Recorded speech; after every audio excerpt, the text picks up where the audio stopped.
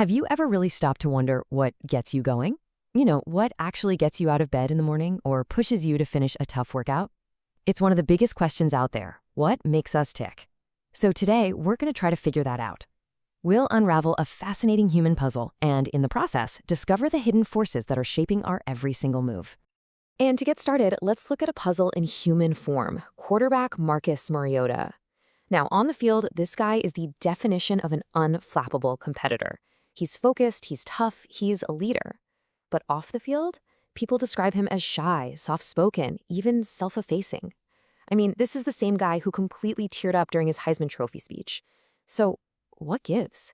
How can one person be both of these things at the same time? Mariota himself even admits he's a tough person to read.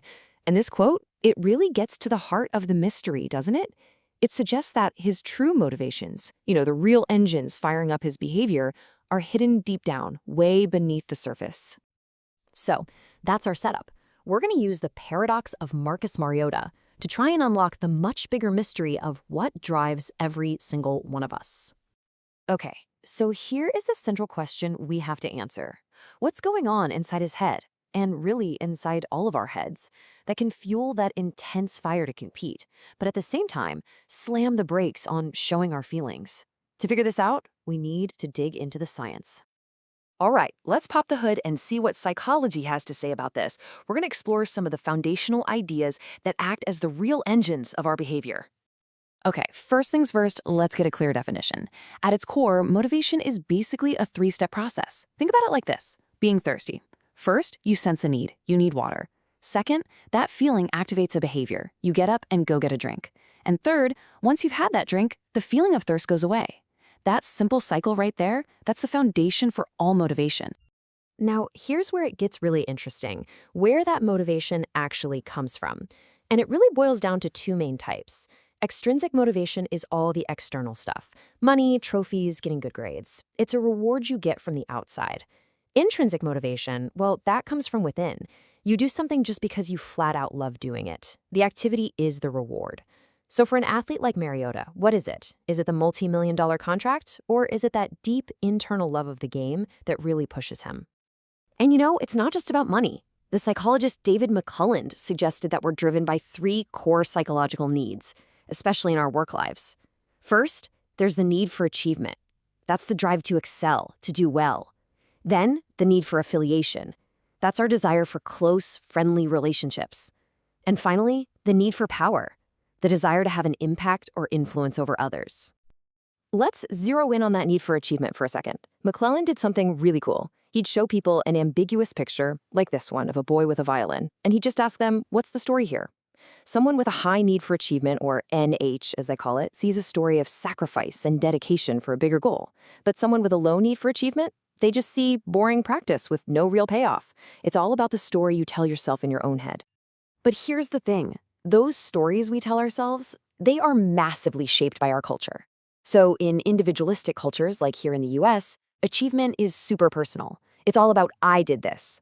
But in more collectivistic cultures, achievement is for the whole group. It's we did this. And this is a perfect window into Mariota's Hawaiian heritage, where personal success is really seen as a victory for the entire community. Now, most of us think that rewards are the best way to get people motivated. But what if I told you that sometimes rewards can actually be a trap? That trying to help can totally backfire. So let me ask you this. Think about something you just love to do, an activity you find intrinsically rewarding. You do it just for the fun of it. Now, what do you think would happen if someone suddenly started paying you or giving you a prize every time you did it? Well, a classic experiment looked at exactly this question. Researchers took a group of little kids who just loved to draw. They promised one group a special reward for their drawings, while the other group got nothing. Now, at first, both groups drew like crazy. But here's the kicker. A few days later, the kids who had been rewarded were now way less interested in drawing than the kids who never got a reward in the first place. This phenomenon has a name. It's called the overjustification effect. Basically, when you add an external reward, it can actually kill a person's internal motivation. The reward kind of hijacks their why. They stop doing it for the love of it and start doing it just for the prize. This is a super important takeaway. Be really careful how you use rewards because you might accidentally turn someone's passion into a chore. So, does this mean all rewards are bad? No, not at all. They're actually great for getting people to do things they don't want to do, like, say, taking out the trash. And here's the really important part. A reward that's given for high quality performance can actually boost that intrinsic motivation. A big bonus for winning a championship, that probably helps an athlete like Mariota. But being paid just to show up, that's where things can get tricky. The real danger is when rewards are given out without any regard for the quality of the work. So, we've got these different drives, right? Intrinsic, extrinsic. But how do we juggle them all? How do we prioritize them? Some of the early theories tried to lock our needs into this rigid pyramid, but as we're about to see, we humans are way more complicated than that. If you look back, psychologists have tried to explain motivation in a bunch of different ways. You had instinct theory, which focused on fixed biological patterns. Then there was drive theory, which was all about reducing needs like hunger or thirst. Freud, of course, pointed to our unconscious desires. And then there was Abraham Maslow, who tried to organize all of our needs into one big hierarchy.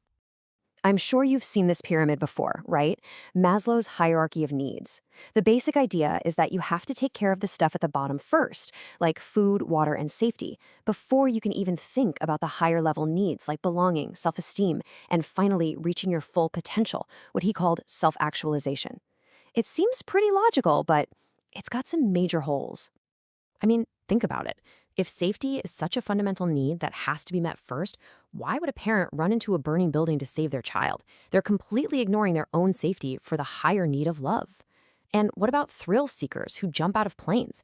They're actively throwing their safety needs right out the window for a bit of excitement. A rigid pyramid just doesn't hold up. So the way psychologists think about it now is much more fluid. Our priorities aren't set in stone, they're constantly getting reshuffled by at least three big factors. There's the functional level, those are our deep evolutionary needs, like survival and reproduction. Then you've got the proximal level, that's what's happening right now in your environment, like an immediate threat or an opportunity. And finally, there's the developmental level. Our needs just change as we grow up, from a baby who needs comfort to an adult looking for a career. Okay, but there is one last absolutely crucial piece of this whole puzzle we haven't even talked about yet. One thing that can instantly reshuffle our entire set of priorities: emotion. And it turns out feeling isn't the enemy of thinking, it's actually essential for it. There's this incredible case study of a patient named Elliot. After brain surgery damaged the emotional centers of his brain, his logic, his IQ, his memory, all of it was perfectly fine. But he couldn't make a simple decision. He could spend an entire afternoon just trying to decide how to sort paperwork because he couldn't feel that one task was more important than another. He knew everything, but he felt nothing. And without that feeling to guide him, he was just stuck. And that brings us full circle, right back to Marcus Mariota, back to his competitiveness and his quiet reserve. In that moment at the Heisman ceremony, his emotions finally pushed through his usual composure. And it showed us something really important. Beneath that calm surface, there's this incredibly deep well of feeling, of love for his family, his community, his heritage, and that is what fuels his incredible drive. So at the end of the day, what makes us tick isn't just one simple thing. It's this complex, dynamic mix of our biology, our personal experiences, and the culture that shapes us. It's the intrinsic joy and the extrinsic goals, that fluid hierarchy of our needs, and the powerful current of emotion that runs underneath it all. So take a second and ask yourself, what's driving you today?